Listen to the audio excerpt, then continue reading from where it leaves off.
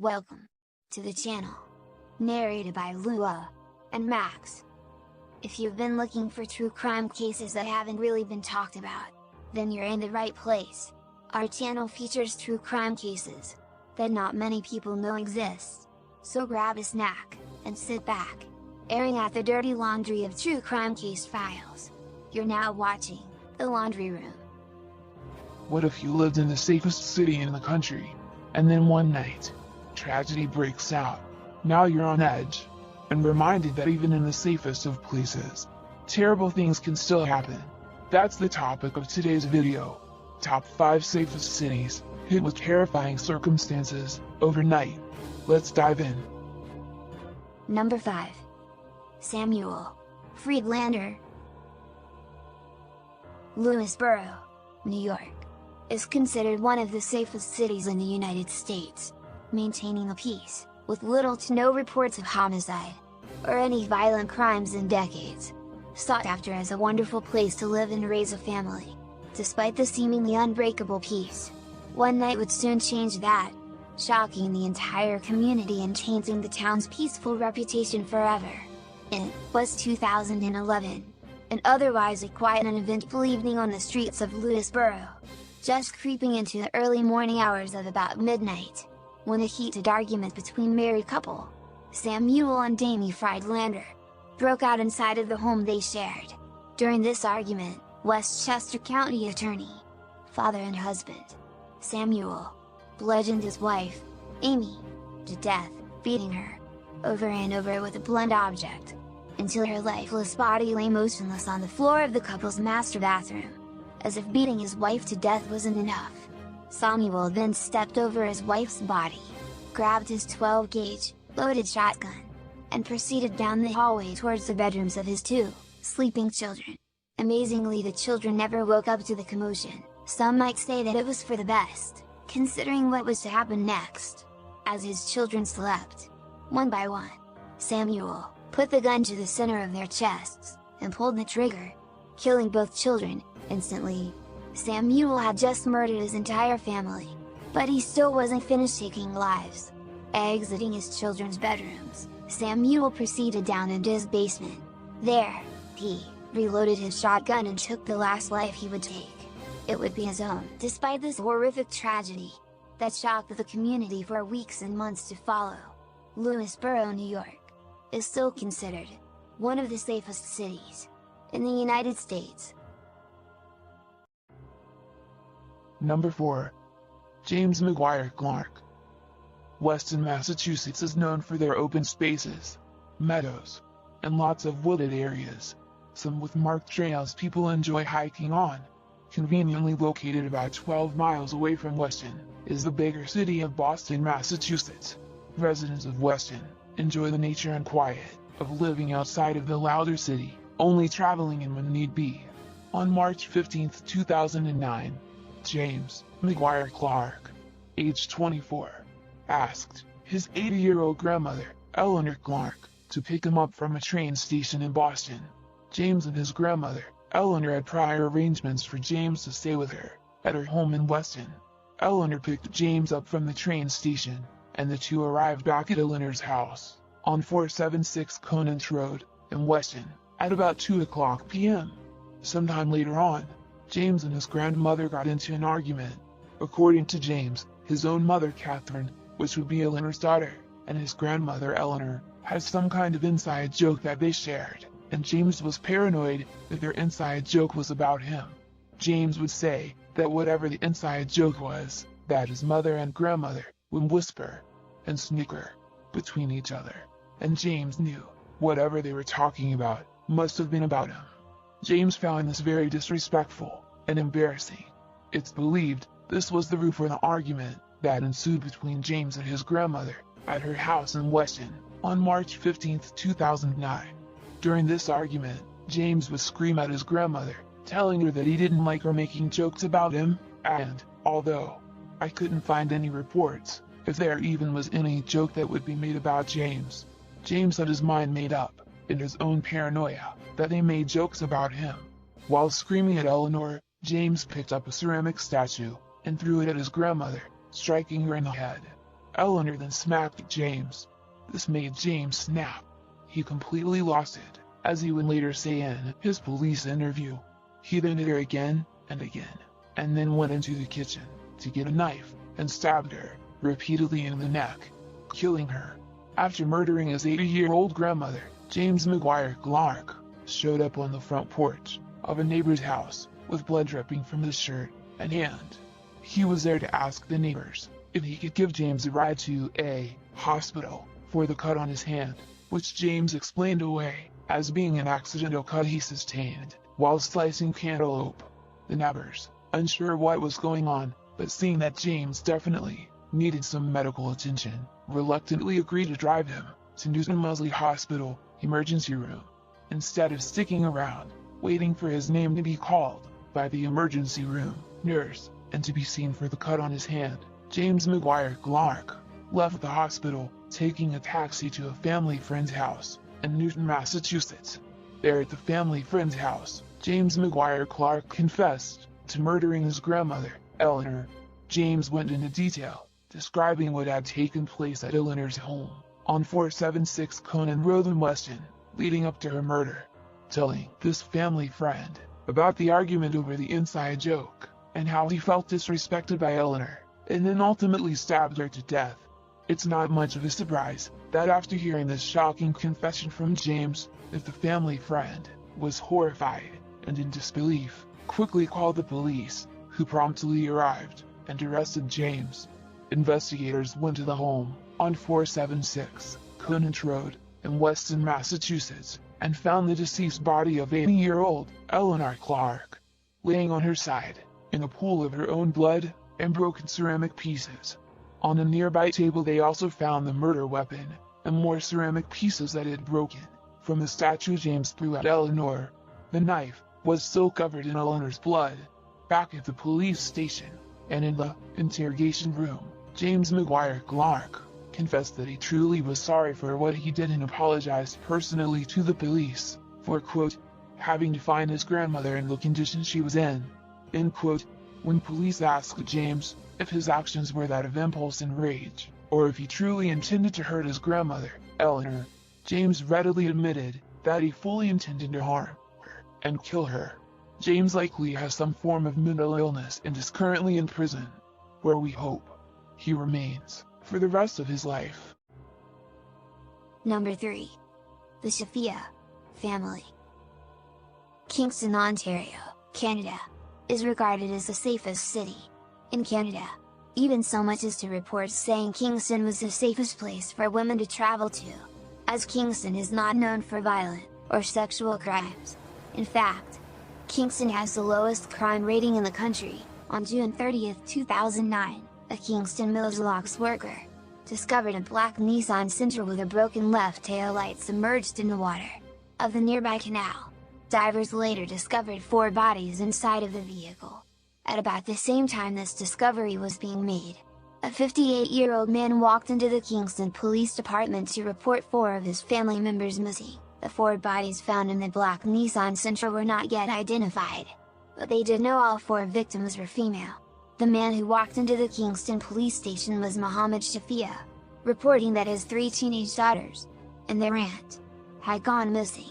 Things started to connect that possibly the woman found in the vehicle were the missing family members of Mohammed Shafia. This was quickly confirmed, and the identities of the 4 women were now known. 3 teenage daughters of the Shafia family, Zainab, Sahar, and Jidi, as well as their reported aunt, a woman named Rona Mohammed.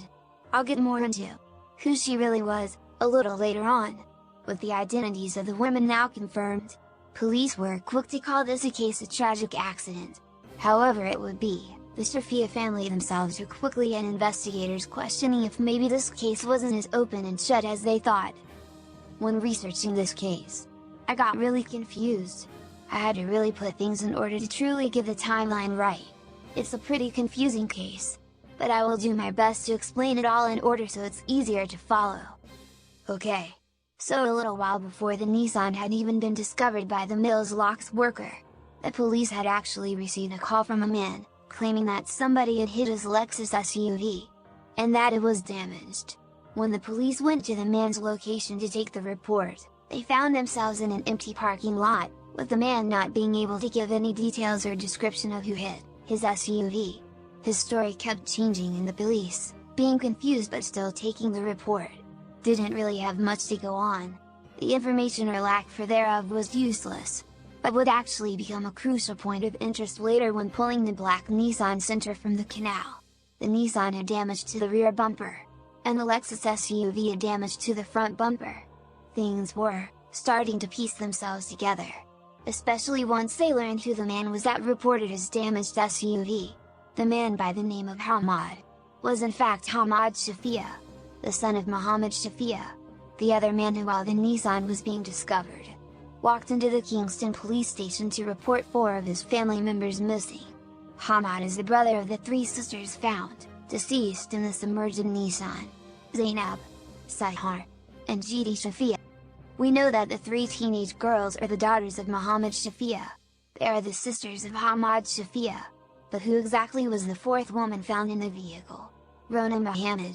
When Mohammed Shafia reported his family members missing, he said that his daughter's aunt was missing, but Rona wasn't exactly the girls, and let's give a little background about Rona Mohammed. We need to go back to 1979, or 1980 arguably, the place, Afghanistan, where Rona Mohammed and Mohammed Shafia married. Rona became Rona Mohammed Shafia. The newlyweds didn't waste any time trying to start a family. But when more time was passing, with still no pregnancy, the couple decided to go to a fertility clinic, to find out why they were seemingly unable to start the family they desperately wanted. It was at the fertility clinic, and through medical testing, that doctors confirmed the fact that Rona was unable to have children. Mohammed Shafia could have children, but Rona would never been able to get pregnant. After learning this news, Rona and Mohammed Shafia would still remain married, as it was Afghan custom. However, Mohammed Shafia wanted children. He wanted a big family.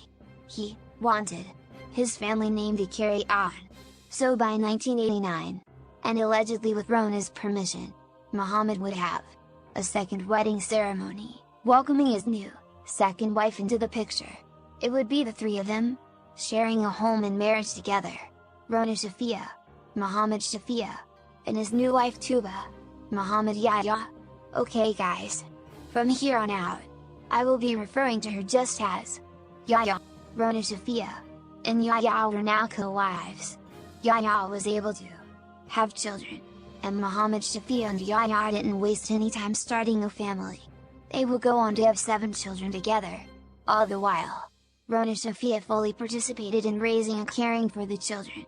In fact, she bonded very strongly with them, as if they were her biological children, especially the eldest 3 daughters, Zainab, Sahar, and Jidi.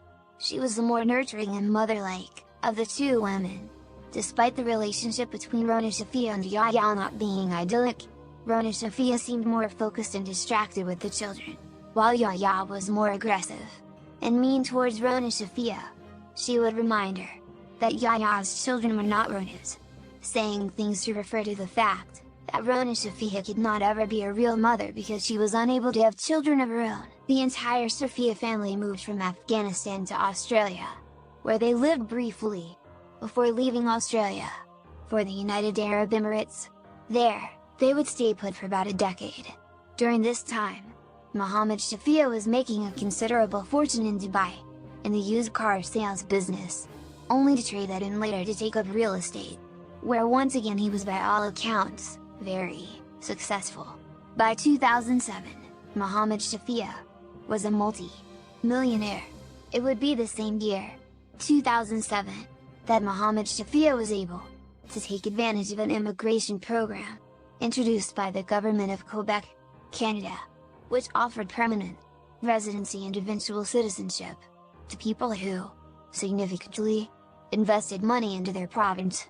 With that being said, Mohammed Shafia jumped at the opportunity, investing $2 million in purchasing a strip mall just on the outskirts of Montreal, Canada. He as well invested another $200,000 into the building of a new, spacious house in Montreal. for his family to be able to eventually move to. As soon as the house was built and ready for occupants to move in, Muhammad Shafia would be on his way, bringing with him his 7 children, and Yahya. Rona Shafia, however, had to stay behind in the United Arab Emirates, because Muhammad Shafia would never be able to explain away 2 wives. It is illegal in Canada to have more than 1 spouse, and although Muhammad Shafia and Rona Shafia were in fact legally married, Yahya was the biologically mother of Muhammad Shafia's 7 children, and he seen Yahya's presence as more of importance for the biological aspect of mother and father of the children. Muhammad Shafia told Rona Shafia that he would be working on a way to eventually get her to Montreal, but that she would just have to wait. 5 months after Muhammad Shafia, Yahya and the children moved to Montreal, and with Muhammad Shafia sponsoring Rona Shafia's immigration, telling authorities that Rona Shafia was Rona Muhammad, and that she was his cousin, who would be coming to live with him in Montreal as a cook and housekeeper for the family.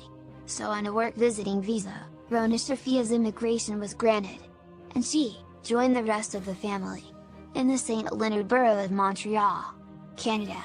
That was 2007. Now that you have a little background information about the Shafia family, let's jump ahead to that fateful day, June 30th, 2009, the day the black Nissan Sentra was found, the same day Hamad made a false report about his Lexus SUV, and as well as the same day Muhammad Shafia reported 4 of his family members missing. Now that detectives had the Lexus SUV and the Nissan, they got right to work investigating the damage done to both cars. Detectives were able to determine by painted metal from the Lexus SUV that was found on the bumper of the Nissan, that the Lexus SUV rammed the Nissan off the road, and into the locks. Through further investigation, it was determined to be a case of murder rather than a tragic accident. Although this case is very tragic, police now knew that someone, or someones, were to blame for the untimely deaths of 4 women, and things were closing in on the remaining Shafia family.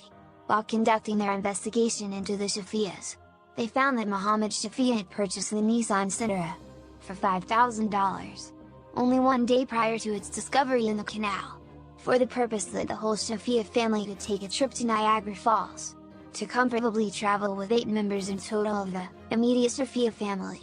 They would take 2 different vehicles. Rona Shafia, Zainab Shafia, Sahar Shafia, and Jidi Shafia would travel in a Nissan. Muhammad Shafia, Yahya, and Hamad Shafia would be traveling in the Lexus SUV. From reports, there didn't seem much doubt that certainly Muhammad Shafia and even Yahya had been planning to kill Rona Shafia for a while. Sisters of Rona Shafia told media outlets in an interview that Rona Shafia had confided to them that in the days leading up to her death, she feared for her life. Rona Shafia's sisters would also go on to say that Muhammad Shafia disapproved of his eldest daughter, Zainab's relationship with a Pakistani boy, claiming, on more than 1 occasion, they had heard him say he wanted to kill Zainab because he felt that she had disrespected him. They also said in interviews that Yahya was verbally abusive towards Rona Shafia, being mean, out of spite, holding her visa over her head as a power trip to control her freedoms, as well as having Rona Shafia's passport and any other document of importance. So Rona Shafia really felt like she had no real options in the world if it wasn't approved by Muhammad Shafia and Yahya. It was clear Yahya didn't really care for Rona Shafia. Muhammad Shafia viewed Rona Shafia as disrespectful for being accepting of his daughter's relationship and untraditional ways. For this she had to be dealt with. As for the other 2 daughters, it was simply their bond and closeness to Rona Shafia that Muhammad Shafia credited towards disrespect as well. If anyone takes the side of his enemy, they were disrespecting him. On January 29, 2012, a jury found each of the 3 defendants, Muhammad Shafia, Hamad Shafia, and Tuba Muhammad, Yahya, guilty of first-degree murder. All 3 were sentenced to life with the possibility of parole after a minimum of 25 years. Number 2. Mark Nash. When I think about Ireland, I think paradise. Ireland is truly a beautiful place. I have not ever been there, but it's a place I would love to visit. If I ever got to go to Ireland, I would probably never leave. It should be no surprise then that this will be where we're headed to next. On our countdown, if you wanted to live in one of the safest places in Ireland, you might find yourself settling in the county town of Roscommon. Roscommon is the county town and the largest town in County Roscommon in Ireland. It is roughly in the center of Ireland. The name Roscommon is derived from Coman mac Phailchon, who built a monastery there in the 5th century, home to a population of just over 5,000 people. On March 15, 1997, 18-year-old Sarah Jane had just given birth to a son, her first child. The father of the child was not in the picture. Sarah Jane had dropped out of high school at age 16, and in 1995. Since then she bounced between a variety of fast food restaurant jobs. Sarah lived with her grandparents in Dublin, Ireland, and after having her baby, they would be the ones to help her with anything she needed. So about 2 or 3 weeks after her son was born, Sarah Jane felt that she just needed a night out. So with her grandparents agreeing to look after her newborn baby boy, Sarah Jane invited her sister to join her in a girls' night out. The two sisters decided to head to a nightclub-style Vatican bar, located on Harcourt Street in Dublin's city centre. The two sisters were enjoying their night when all of a sudden, someone caught Sarah's eye. Across the room, Sarah noticed a foreign-looking man with curly hair who was talking with some friends. She figured at that point, she must introduce herself. The pair got to talking. The man, introducing himself as Mark Nash. As Mark Nash ordered another Southern Comfort drink, they kept on talking. For the rest of the night, this would be the case. Dancing and talking all night.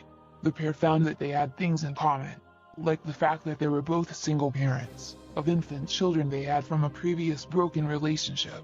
Sarah Jane and her 3-week-old son, learning Mark Nash had a 9-month-old daughter.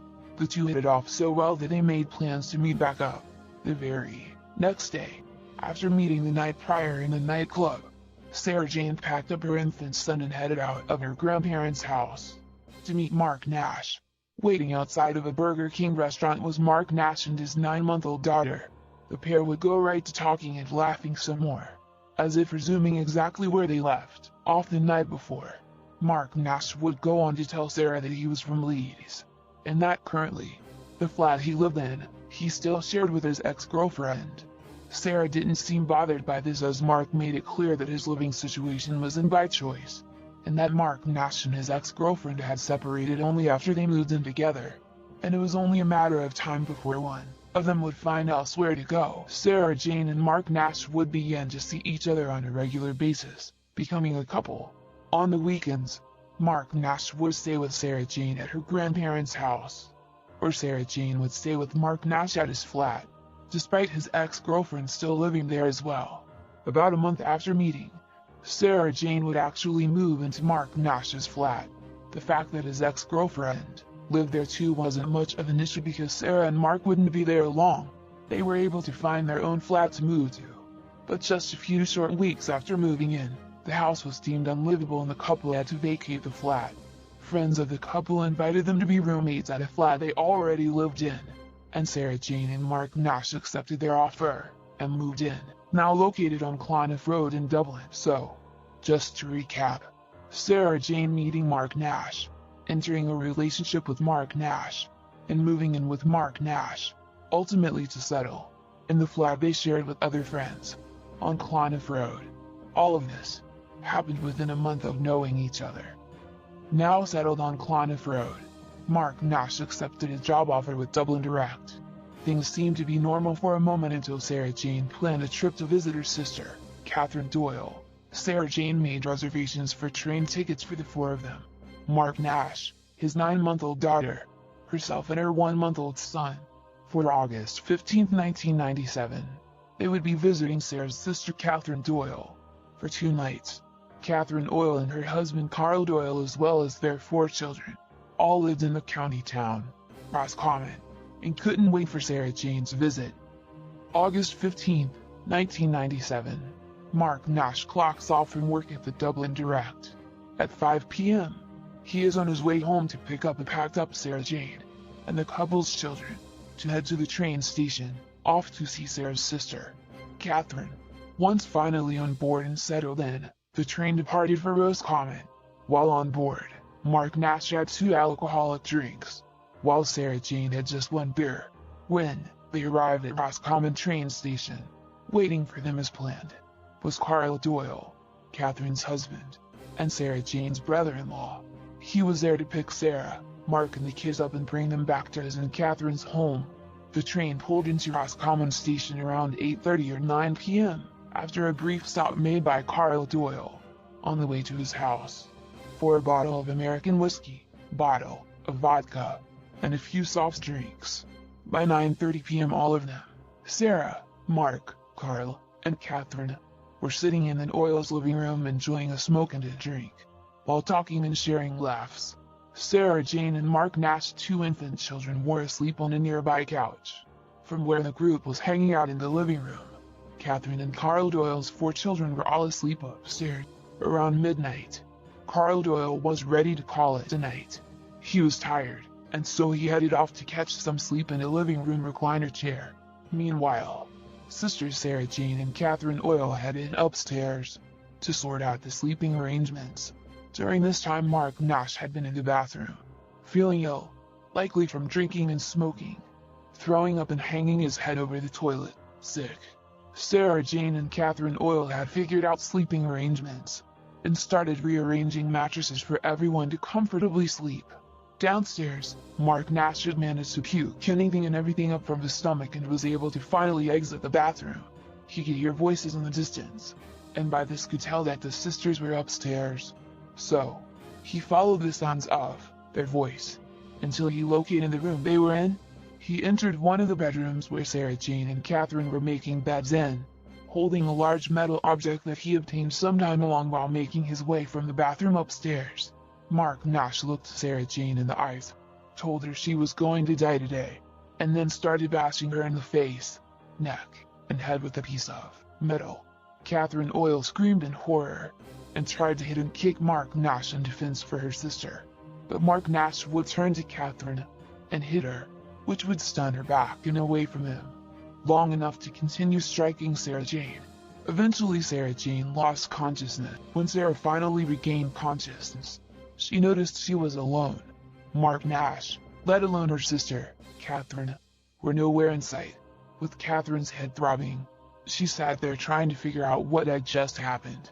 Before she could even gather her thoughts, Mark Nash reappeared, and it wasn't finished. Seeing that Sarah was still alive, he struck her again and again, until Sarah made one last-ditch effort and ultimately decided that playing dead was her only option of survival. She managed to lay as still as possible. Mark Nash struck her once more, and assuming she must be gone for sure now, he ran out of the room, fleeing the house entirely. After waiting what felt like forever, and hearing Mark Nash leave the house and run into the distance, Sarah Jane had just enough strength to crawl downstairs and out of the house. She would crawl for a quarter of a mile before reaching a neighbor's house and fading in and out of consciousness on their porch. The police were called and multiple police cars rushed to the scene. Responding officers first went to the location of the neighbor's house, which is where the 911 call was placed. Once they arrived, they realized after gathering just a small amount of information from Sarah Jane that there was another location they needed to rush to. They left Sarah in the care of the paramedics and raced over to the Doyle's house. When they arrived on scene, they approached all sides of the house with caution and slowly made their way throughout the house.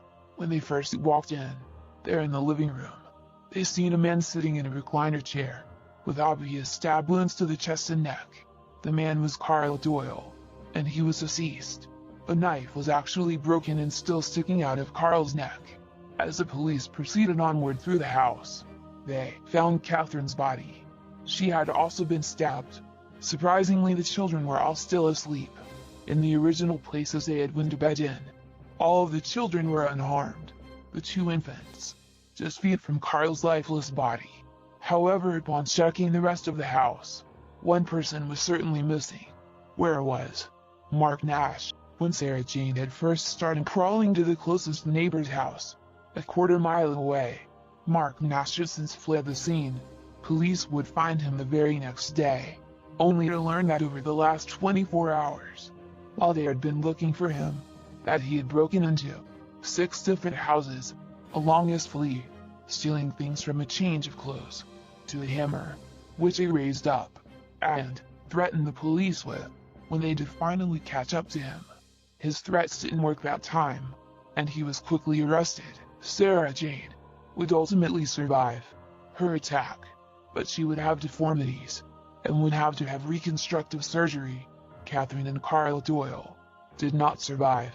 They were pronounced dead at the scene. Catherine actually survived her initial stab wounds and seemed to make it to the back door before she eventually died due to blood loss.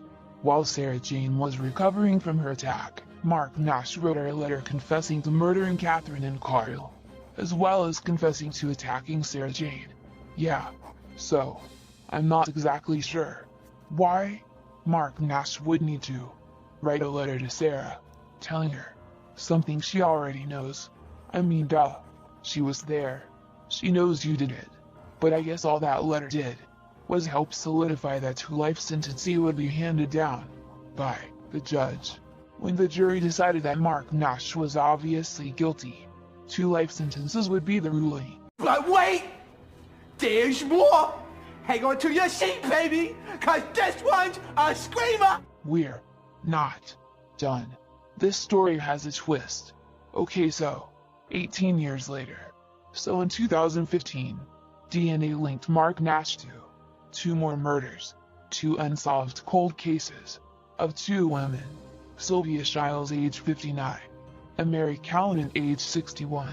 Those murders took place between March 6 and March 7, 1997, in Dublin. Yes, that's right. Mark Nash had killed these women just a month before meeting Sarah Jane. How insane. Like, Sarah Jane just had no chance. She never seen this coming. Sarah Jane was in her later 30s in 2015, and she actually showed up and testified against Mark Nash, retelling the story of the attack and murders that took place at her sister's house back in 1997. Mark Nash's now adult daughter spoke at his 2015 trial as well, calling her father a monster, despite the fact that she was only 10 months old when he decided to lose his mind and start killing people, which, by the way, he never gave an explanation as to why he did any of this. Like, these 2 women, Sylvia Shiles and Mary Callanan, were literally random people to Mark Nash. He broke into their houses and then decided to take it to the next level. I mean, we really don't know why he did this. And when you think about how things were going with Sarah Jane and the kids, that it almost came out of nowhere. Well, he did state in that letter that he wrote Sarah Jane that he killed Catherine and Carl because he had already killed before and it was only a matter of time. Yeah, I'm not sure if that's the real reason, but obviously he wanted to be caught in some aspect. We just don't know. One thing we do know is that with all of the evidence piled against him, that smoking gun being his DNA found at the crime scenes, Mark Nash pleaded guilty to 2 more counts of murder. I mean, at that point, what did he have to lose? He was already serving 2 life sentences. What's another 2 more? Today Mark Nash sits behind bars, right where he should be, serving 4 life sentences. Now it's time for today's hot topic. We want to know, would you ever move in with someone you have only known for 1 month? We want to hear from you. Tell us your opinion in the comments below.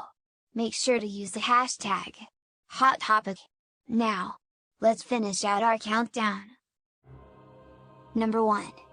Jose Revalo, Merida, Yucatan, Mexico. Founded January 6, 1542. Home to many of history's greatest Mayan ruins and colonial architecture. Merida is a vibrant capital of the Mexican state, Yucatan. Having rich Mayan and colonial heritage, the city's focal point is Plaza de la Independencia, bordered by the fortress-like Merida Cathedral, and the white limestone Iglesia de la Tercera Orden, both being colonial-era churches, built using relics from ancient Mayan temples. The Casa de Montejo, a 16th century mansion, is a landmark of colonial architecture. Reported in 2020 as the safest city in Mexico, this story is anything but safe. It's downright heartbreaking. When you can't even trust those who are there to protect you. Who can you trust? It makes us wonder, is any place truly safe? Let's get into the story of Jose Eduardo Ravelo Echeverria, nicknamed the Güero. 2021 has been a hectic year, with the COVID-19 pandemic, with some businesses having to close their doors for good, some having to lay off some of their staff, or just being in a global lockdown in general, are all contributors to people who are without jobs, and are in need of them. Like many others around the world, this was the case for 23-year-old Jose Eduardo Ravelo. Jose Ravelo was from Veracruz, but he had recently arrived in Mérida, July of 2021, to try his luck with hopes of finding a job there. Jose kept in constant communication with his mother back home in Veracruz, keeping her updated on what he was doing with his days, not giving up on his job search. Also to keep her at ease because Jose was young, and away from home for the first time. His mother really liked being able to talk to him every day. On July 21st, 2021, it was alleged that Jose Eduardo Ravelo got into it with a few men on the street. According to police, at least 3 bystanders saw Jose Ravelo in an altercation with the men. 4 responding police officers arrived on scene. The men told police that Jose Ravelo had thrown something like a large stone or piece of concrete into the doorway of his shop they were standing in. A lot of people are still unsure exactly what took place with those men and Jose Ravelo, but once police made contact with Jose, it's believed that those 4 responding officers did the unthinkable, between arriving on the scene of the alleged dispute between Jose Ravelo and the men on the street, and making it to jail booking an intake. Jose Ravelo went through torture.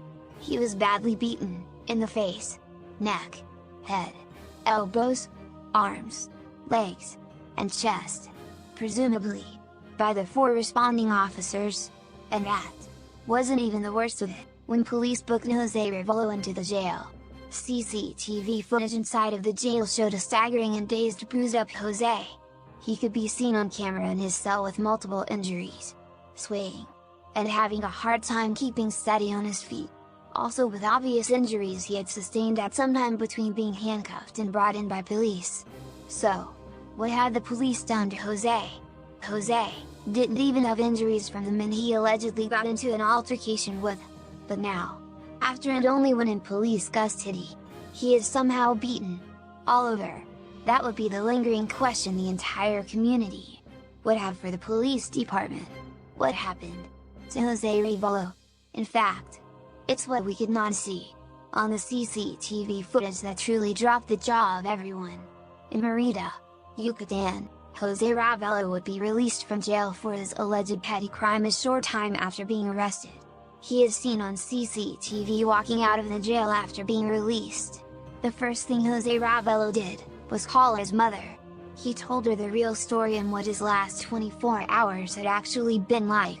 "I'm warning you now, that the details yet to come are absolutely horrific. These details should be viewed by mature audiences only." What Jose Ravelo told his mother is absolutely horrifying. Something unimaginable to hear of a person going through, let alone if it was your child who called you and told you this happened to them.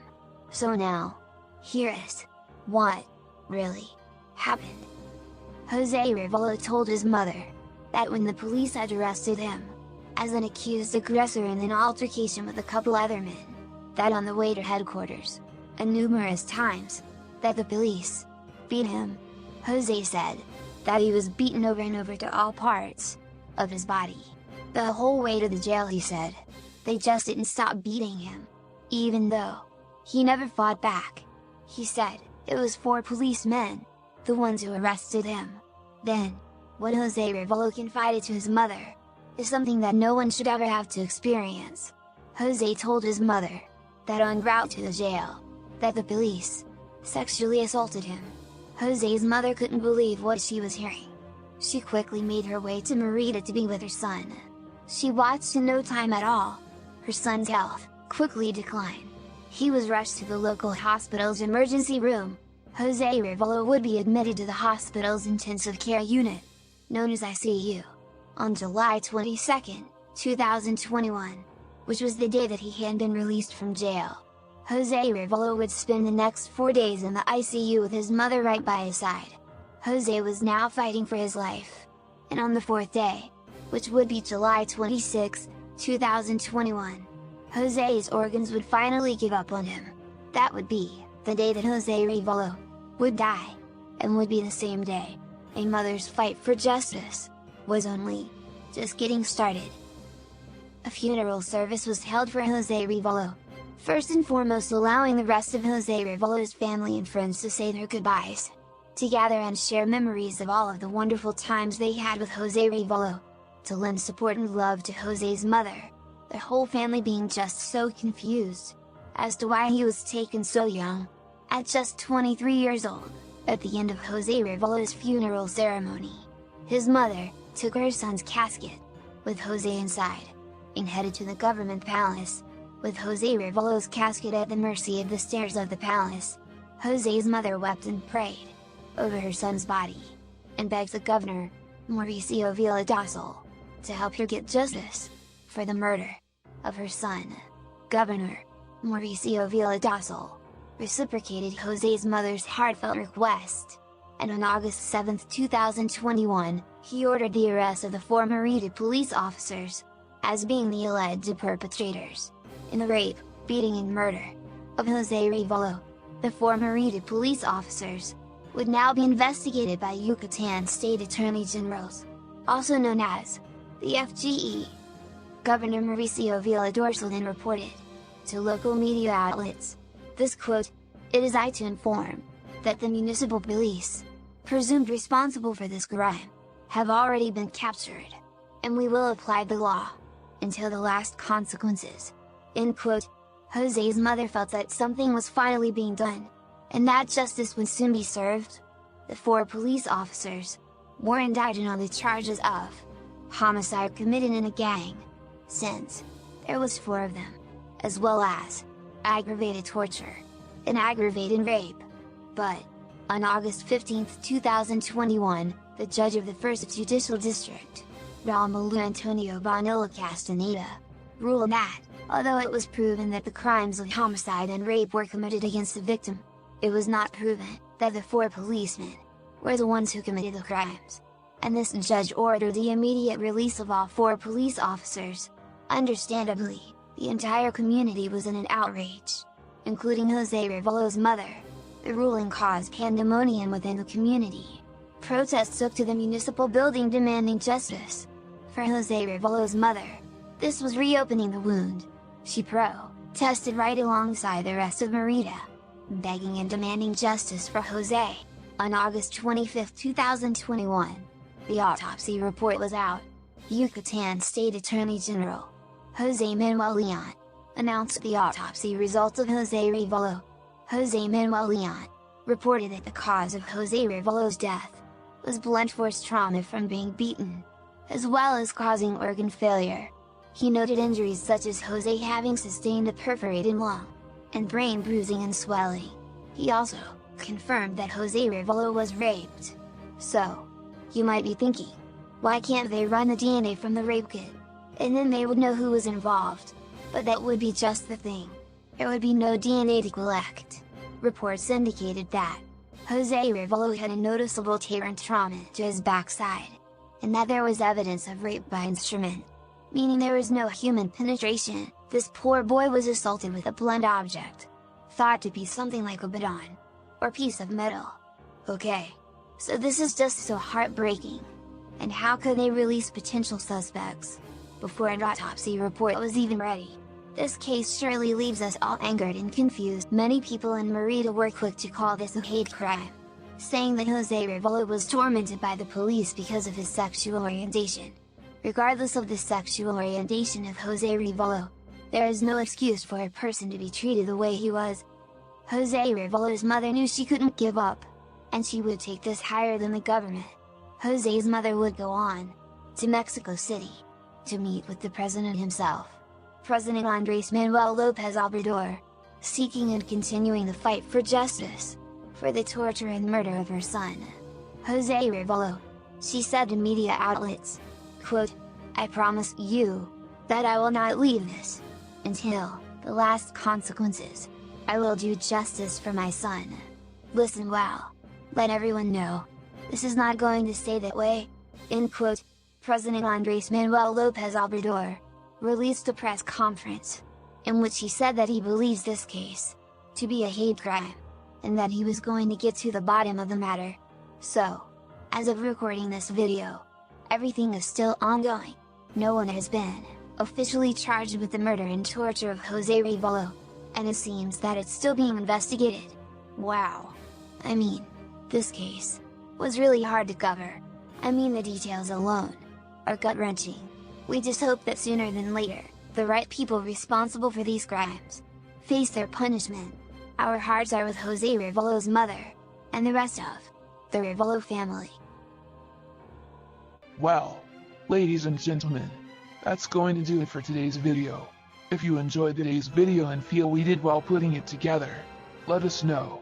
Also, if you have any topics you want to see used for future videos, let us know about them in the comments section below. Today's caseload has been folded and put away. Thank you so much for watching. See you back here for the next one.